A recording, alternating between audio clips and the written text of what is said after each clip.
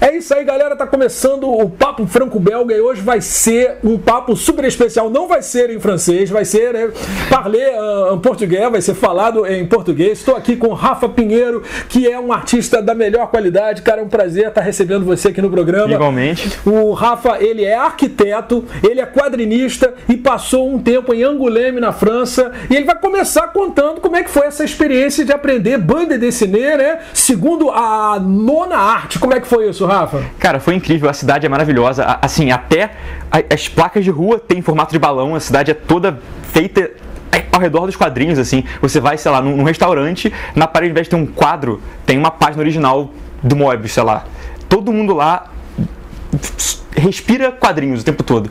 E isso, pra mim, que quero fazer quadrinhos, trabalhar com isso na minha vida, é uma experiência inigualável. Então, além disso, eu estava estudando, estava fazendo um curso de quadrinhos, a primeira turma jamais feita de uma turma internacional de quadrinhos, assim. Eles abriram, passaram 5 pessoas, passou eu, o Denis Mello, né, e 2 mexicanas e um alemão, e foi a primeira turma, que foi um sucesso. Agora, a partir de agora, estão tendo novas turmas de turmas internacionais de quadrinhos, e é isso. Se eu puder voltar para lá, voltarei com certeza, porque foi incrível. Imagina, Angoulême é um dos templos sagrados da banda desenhada. Aliás, a gente vai explicar, porque a gente começa a falar as coisas e pensa que todo mundo sabe, né? Mas o nome que a gente usa no Brasil é quadrinho. Na Itália é fumeto. No Japão o pessoal chama de mangá. Lá em Portugal é banda desenhada, que vem do francês bande dessinée. Exatamente. É isso aí. É sobre isso que o Rafa está falando, sobre esse curso. Como é que era o nome do professor? Tiveram vários professores? Então, na verdade a gente tinha um orientador, que era o Gerard Gorrige, que escreveu vários livros, inclusive ele escreveu um livro, Quadrinhos para Idiotas, daquela série, e ele era nosso orientador do nosso projeto. E além dele a gente tinha workshops cada semana com autores diferentes. Então tinha autores canadenses, a gente teve aula com Sérgio Garcia, que é espanhol, teve aula com Ranco Coco, que é holandês. Então vinham pessoas da Europa inteira e às vezes dos Estados Unidos ou do Canadá para fazer workshops com a gente. Então era muito bom, porque a gente tinha conhecimento de vários lugares diferentes fazendo quadrinhos. O quadrinho canadense, o quadrinho americano, o quadrinho europeu, de vários lugares. Foi muito enriquecedor, realmente. E vem cá, o que o pessoal de Angoulême pensa do quadrinho brasileiro? Eles têm alguma noção de algum artista, de algum personagem? Então, é curioso, porque, por exemplo, nós temos muitos quadrinistas brasileiros trabalhando no mercado americano. Então lá eles até conhecem nomes brasileiros e tal. Mas na Europa, estão muito poucos brasileiros trabalhando com isso lá. Então se você pergunta, pô, você conhece alguma coisa brasileira? E eles, não, nunca ouvi falar. Por favor, me fale. Inclusive, eu estava conversando com o Ranco Coco, que é holandês, e eu perguntei, você conhece quadrinho brasileiro? Ele, não, mas eu conheço argentino. E não nenhum brasileiro. E eu fiquei, nossa, a gente perdeu pra Argentina, eu não acredito. Sim, mas pelo menos ele deve conhecer o Neymar, né? Exatamente, agora Então é isso, cara. Olha, já que a gente está tendo um papo meio internacional, voltado, evidentemente, para esse tempo que ele passou na França. Quero saber quais são os seus autores, os seus quadrinistas preferidos de lá. Então, desde antes de ir para lá, eu já adorava o trabalho do Moebius, eu acho incrível. E estando lá, eu pude ver alguns originais que foram... Assim, você vê um quadrinho, mesmo no formato europeu grandão, você acha linda a página, mas na hora que você vê um original, A3 ou A2, a sensação é totalmente diferente. Você fica apaixonado de uma forma que só vendo o original pode descrever. Foi do tamanho exato que ele fez, né? Exatamente. E isso sofre uma redução para caber no álbum. Exatamente. E o álbum já é grande, então você imagina que os desenhos são enormes. Mas além dele, um que eu não conhecia realmente e fiquei encantado foi o Alex Zales, que ele é francês, se eu não me engano, e ele desenhava um Ziegfeld, eu acho. Enfim, era um quadrinho que ele ficou famoso fazendo um quadrinho de fantasia medieval, e aí recentemente ele começou uma série dele. Ele desenha e ele escreve, chamada Le Château des Étoiles, o Castelo das Estrelas. E eu fiquei maravilhado, foi a referência pro meu projeto, assim, foi o quadrinho que eu idolatro nesse momento. Caramba. Porque no Festival de Angoulême teve uma exposição desse cara, então teve uma exposição com as originais, tinha um vídeo dele fazendo as originais, as aquarelas, e foi absurdo, assim, tinham as fantasias dos personagens, tinham modelos, eles fizeram as roupas, foi incrível, assim, eu fui na exposição, eu acho que 5 vezes, e fiquei gravando tudo, eu comprei todos os livros dele, é um quadrinista que eu acho que não vai chegar aqui, infelizmente, mas se você tiver chance de viajar para França, procura Alex Zales, o Castelo das Estrelas. excepcional. Cara, olha, muito bacana, muito bacana. E conta pro pessoal, como é que é o quadrinho, né? Quando o pessoal tá acostumado, né? Lá na França, lá em Paris, tem livraria de quadrinho a cada esquina. E lá os caras têm livrarias especializadas nisso. E é tudo em capa dura, cara. Se tiver, assim, 5% em capa mole... Então, na verdade, eu acho que eles associam a capa mole à independente, à fanzine. O quadrinho que é álbum mesmo, que é quadrinho, é capa dura. As editoras têm, o padrão deles é a capa dura, e as livrarias, na verdade, você tem as seções de quadrinho como seção de livro. Você não vê, tipo, seção de quadrinho, você vê ficção, aventura, suspense, infantil, só que tudo quadrinho. E aí tem uma seçãozinha pequena de super-heróis americanos.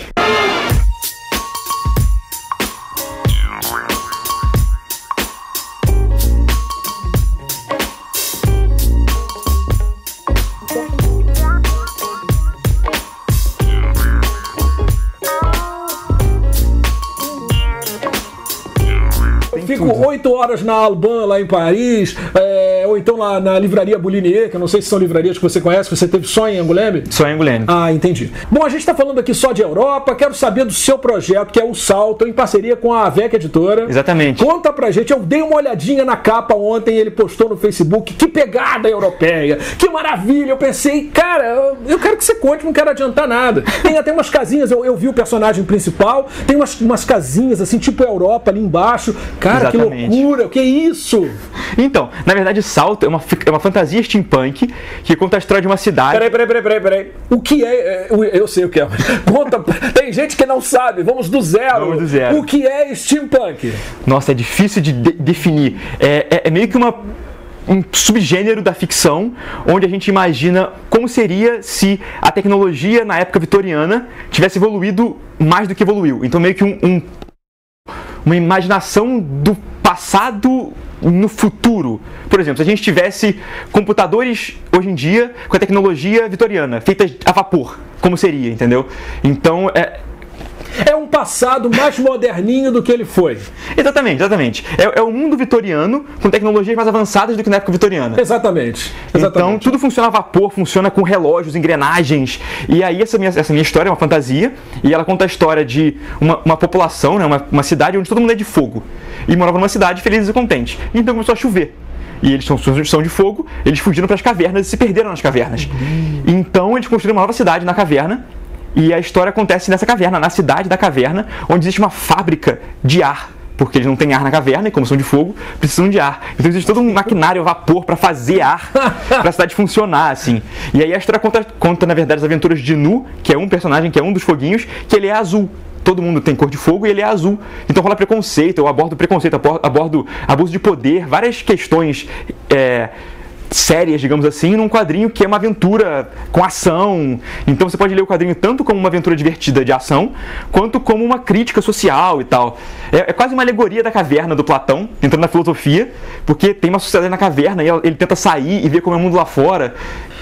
Mas em relação a país, em relação ao local, você especificou se é Brasil, se é Europa, em que época em que se passa a história? Como é que é isso? Então, na verdade, eu não falo explicitamente no livro, mas se você pegar pra olhar, tem bastante de Inglaterra, porque, bom, o steampunk meio que nasceu na Inglaterra, né, na Revolução Industrial e tal, e eu morei na Inglaterra também. E quando eu morei lá, eu morei numa cidade na Inglaterra chamada Lincoln, que é no interiorzão, que nem Angoulême também é no interior, e a semana que eu cheguei lá, estava tendo o Festival Steampunk de Lincoln, que é um dos maiores do mundo.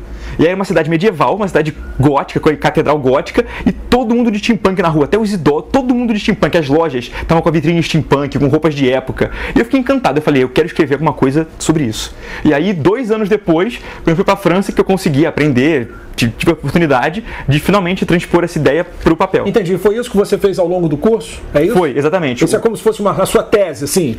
Na verdade, para eu ser selecionado para lá, eu tinha que mandar uma proposta de projeto. Entendi. E a proposta foi fazer esse projeto steampunk. Eles gostaram e lá eu, durante esse tempo, produzi esse quadrinho. Tá, e esteticamente, o Salto, ele é mais próximo, não sei se você gosta disso, eu geralmente gosto de pegar um quadrinho, por exemplo, e falar, ó, esse cara tem uma pegada do fulano, mas a gente sempre tem, cara. Como você qualificaria, assim, essa pegada visual? Ela é próxima do Moebius, ela é próxima do quê? De quem? Ou não tem? Então, na verdade, nada é puramente Rafa Pinheiro, porque a gente sempre, mesmo quando a gente não sabe qual é a nossa referência, ela tá lá. Então, inclusive, o que eu acho que as pessoas chamam de inspiração são referências que a gente não lembra. Entendeu? Então, assim, mas diretamente você consegue olhar e ver, isso aqui tem cara disso, porque eu peguei um pouquinho de cada pessoa. E qual é o mais, assim, vamos dizer? Eu diria que Alex Sales.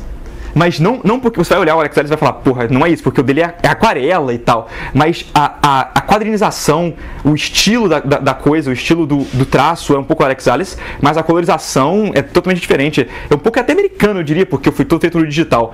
Mas o formato das páginas, tudo que não é a cor, é europeu. Diagramação mais tradicional, fundo branco, sim, o fundo preto. Fundo branco. Cara, isso é uma coisa engraçada, né? A gente vê muito no quadrinho americano, eles não curtem muito essa coisa de você deixar o fundo da página branco, né? Mas o europeu, cara, às vezes você vê um quadrinho super moderno, mas o cara faz questão de botar um quadrado aqui, um quadrado ali. Eles ousam um pouco nisso, né? Você concorda comigo? Eu, inclusive, prefiro assim, porque história em quadrinhos, na minha concepção, eu gosto de ver os quadros. Ver os quadrinhos. Às vezes a gente vê umas histórias em quadrinho que você não sabe pra onde que você vai.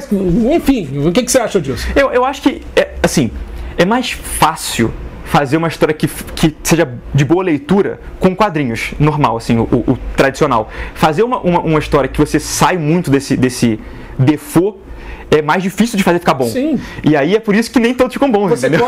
Aí você acaba correndo risco, né? Exatamente. Mas mesmo com quadros normais, dá pra inventar, dá pra ousar bastante, entendeu?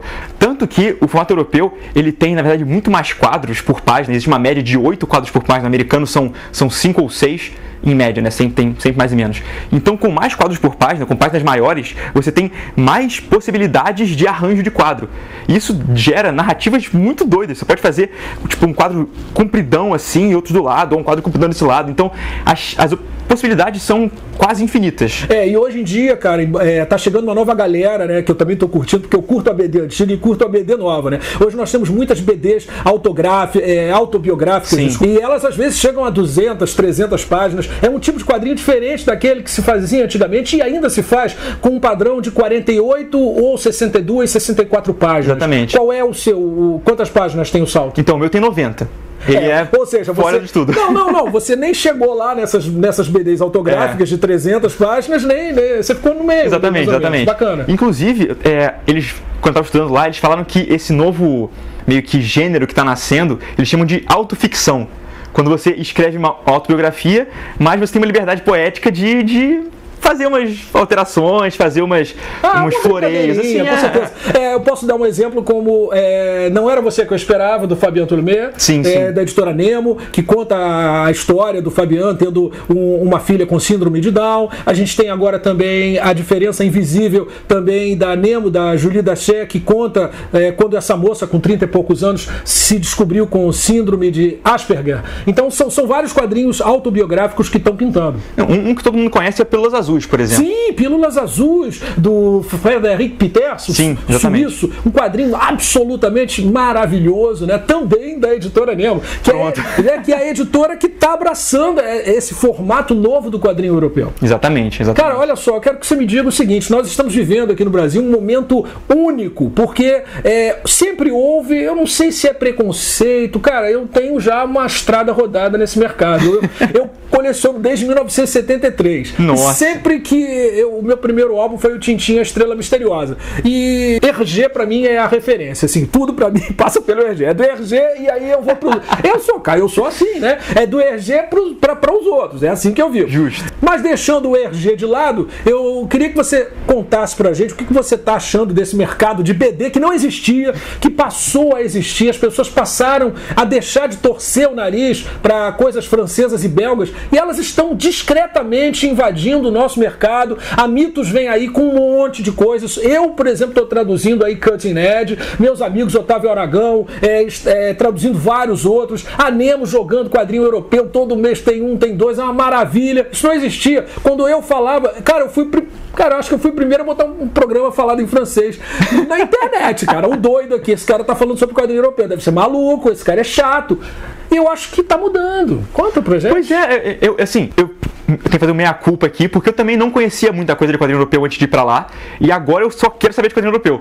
Porque depois que eu fui no festival, cara, abriu meus olhos de uma forma que eu não imaginava. E eu acho que existe isso. Acho que não é nenhum preconceito do brasileiro. Tô falando por opinião, como é que fala disso? Experiência anedótica. Eu não tenho dados pra isso, mas eu acho que as pessoas não conhecem não conhecem, não sabem o que é.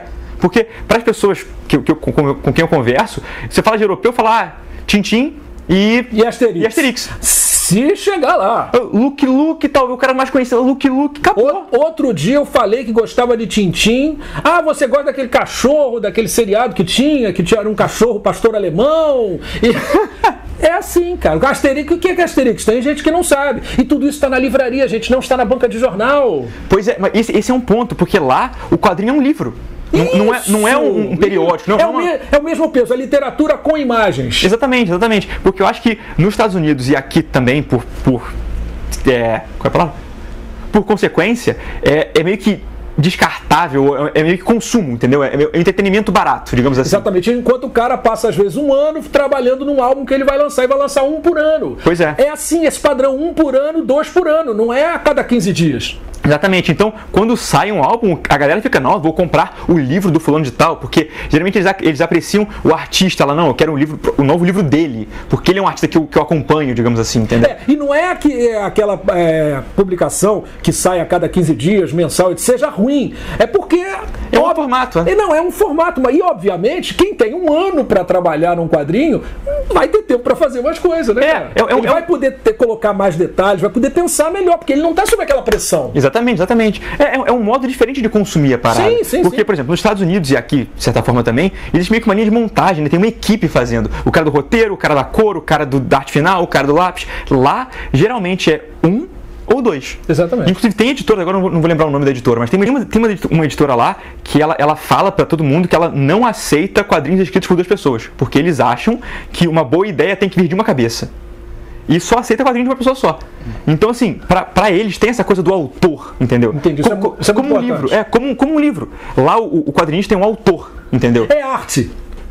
Não é um produto. E não é uma indústria de produção. Não mesmo. E ainda tem uma coisa. O próprio desenhista, é ele que escreve as letrinhas à mão. Com certeza. Inclusive... Não tem fonte. Não há fonte. Atenção, mercado.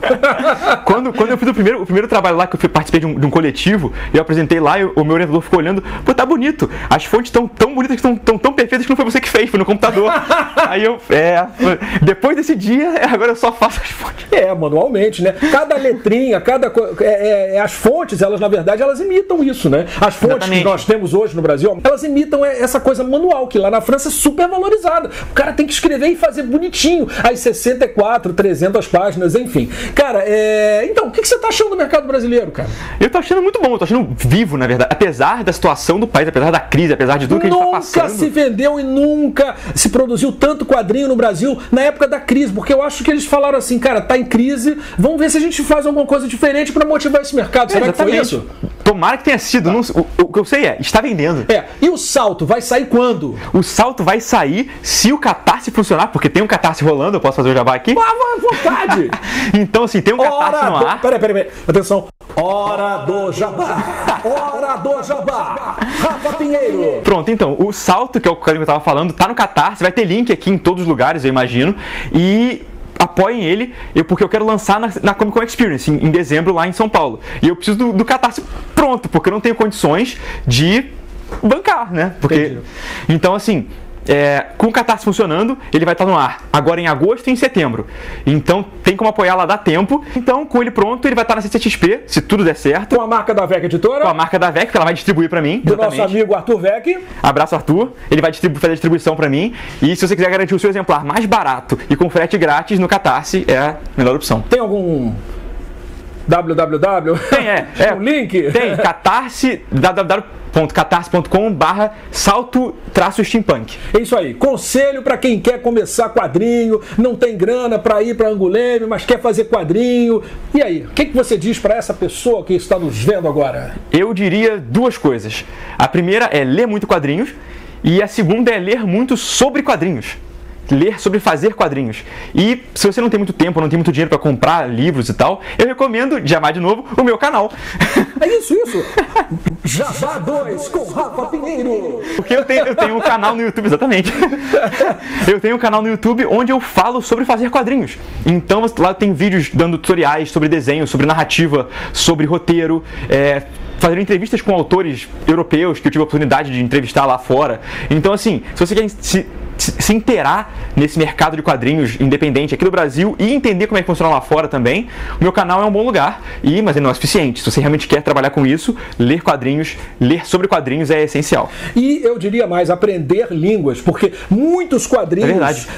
Hoje melhorou bastante, mas tem muita coisa que só tá lá na Espanha, só tá lá na França, só tá lá na Itália, não chega aqui. Se você souber falar línguas, eu sou um exemplo disso, eu falo francês, eu já estou mandando razoavelmente bem no italiano, aprendi espanhol, inglês, o inglês e o francês eu estudei em curso, mas os outros dois eu aprendi lendo quadrinho. Olha e você, só. sim, é um mundo cultural que se abre, e também esses autores todos vêm juntos, e você vai saindo na frente, que você vai curtindo coisa que não chegou aqui, vai chegar daqui a pouco, 3 anos depois, você já li o cara, por quê? Porque eu sei falar espanhol, porque eu sei falar isso.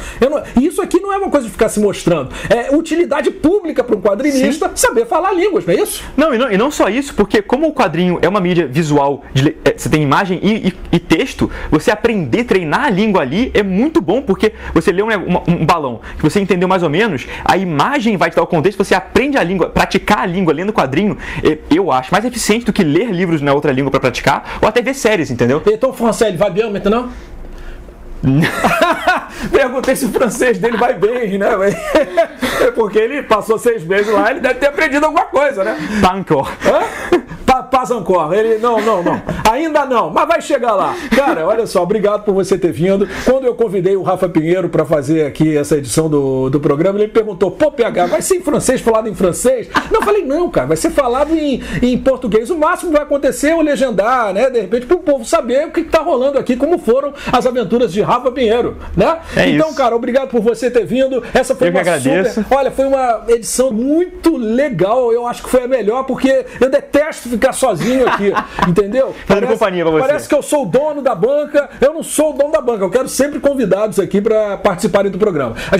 Agradeço a você mais uma vez. A gente vai terminar o programa, então, com esses outros 2 convidados que aqui estiveram. Pouco falamos neles. Então, olha, hoje, nesse finalzinho de programa, você vai saber tudo a respeito desses 2 colecionáveis da Planeta de Agostini, da série Figuras de Tintim, a coleção oficial. Vamos falar, então, sobre a nossa querida Castafiore com o papagaio. Olha só que coisa maravilhosa. Também encerrando com o Chang, a ponta Ruku. É isso aí, até a próxima edição do Papo Franco-Belga. A Castafiore é uma famosa cantora italiana que possui muitas joias. É o único personagem feminino de primeiro escalão das aventuras de Tintim. Dotada de uma voz possante, ela é detestada pelo Capitão Haddock, que não gosta de ópera. Ao contrário, a Castafiore tem por ele uma certa simpatia. Ela fez sua aparição em O Cetro de Ottokar em 1938. A Castafiore com o papagaio em As Joias da Castafiore é representada aqui por um lindo vestido vermelho, escarpins elegantes brancos e joias. Chang indica Ruku em O Lótus Azul, é um personagem mítico das aventuras de Tintim que aparece também em Tintim no Tibete. Inspirado em um antigo amigo de Hergé, Zhang Chongren, artista e escultor chinês, ele surge aqui em rota para Ruku, com roupas sóbrias e com um bastão de peregrino na mão, com o qual ele indica a seu amigo a direção a seguir. A gente volta em breve com outros números da coleção oficial de Figuras de Tintim. E isso, pra mim, que quero fazer quadrinhos, trabalhar com isso na minha vida, é uma experiência inigualável. É uma experiência inigualável, então... A gente começa a falar as coisas e pensa que todo mundo sabe, né? Mas nós chamamos quadrinho no Brasil, o quadrinho é chamado de... Quero que você conte pra gente como é esse projeto, o salto... Peraí. Vai...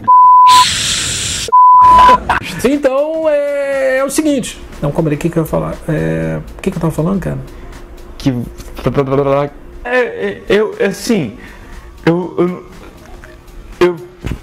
É isso aí, até a próxima edição do Papo Franco-Belga. Valeu, tchau. Um abraço. Maravilha. Ficou legal. Eu também gostei, cara. Eu gostei. Eu achei jovem. É porque é chato, eu fico aqui às vezes, entendeu? Eu fico aqui, oi, tudo bem? Mas é diferente. Que dinâmica foi essa, cara? Entendeu como é que é? Curti não. Espero que eles gostem, cara. Espero que a galera curta. Mas bota no seu canal, cara, também.